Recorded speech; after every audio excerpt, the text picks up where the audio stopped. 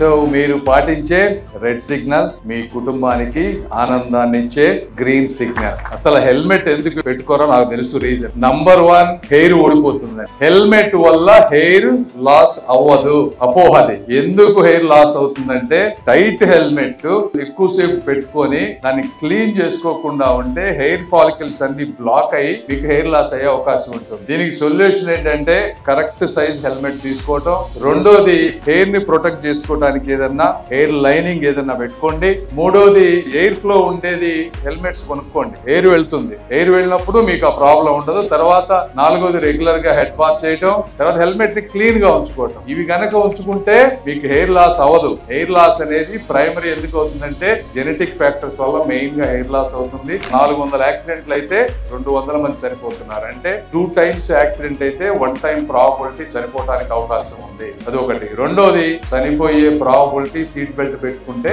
90% probability తగ్గుతుంది. మీరు అందరూ చదువుకుంటా ఉన్నారు, బాధ్యతగా ఉంటారని కోరుకుంటూ సెలవు తీసుకుంటా ఉన్నాను. Thank you.